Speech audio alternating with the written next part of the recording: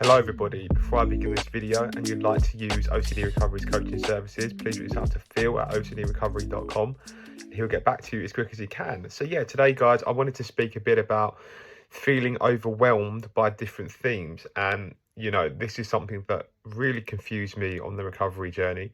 It can feel very overwhelming when we have lots of different themes at play. So you might have a HOCD, an ROCD, a magic thinking OCD, a harm OCD, and all of those different themes. It's like playing whack-a-mole with the different themes. One day you might have a bit of that theme, the next day you might have a bit of that theme, another day you might have all of the themes rearing their head in some way or another, and it can feel very overwhelming, very confusing about how do I deal with these different themes, where do I start? So I wanted to shed a bit more light on that. So when we have multiple different themes at play, the same rules apply. Okay, so it's belief, behaviors, compulsions, reassurance, and avoidance behaviors across the board, right?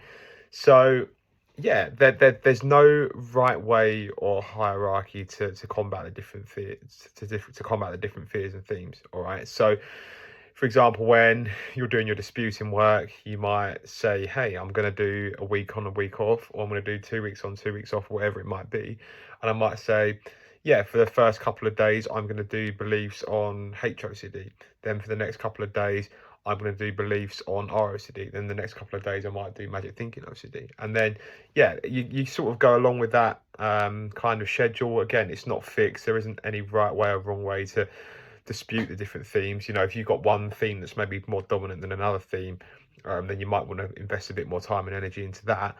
But again, there's no right way to do it. And when I say the word themes as well, it's important that we just don't get too entangled with that. We just have a fear, okay? And those different themes are just different ways of saying different fears. All right, so that's important. We're scared of something at the end of the day, and that's the target, that's the focus. Forget all the different themes interlocking there. There's a fear there that's driving these. Okay, so having said that, when there is numerous themes going on, maybe you've got a HOCD, an ROCD, and a harm OCD, right?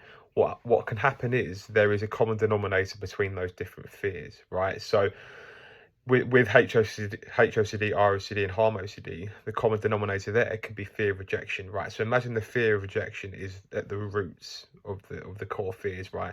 And coming off that is the branches, right? So that's a different theme. So the HOCD, the ROCD, the harm OCD.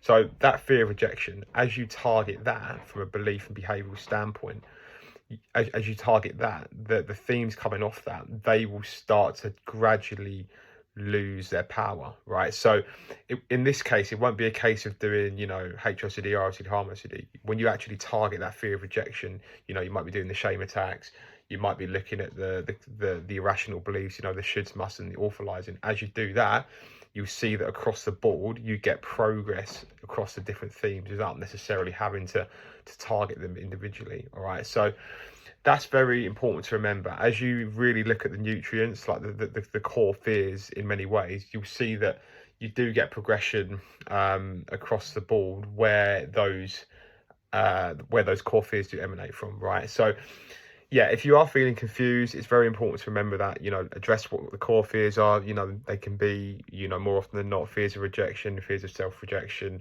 fear of being stuck forever, fear of never going back to how they are.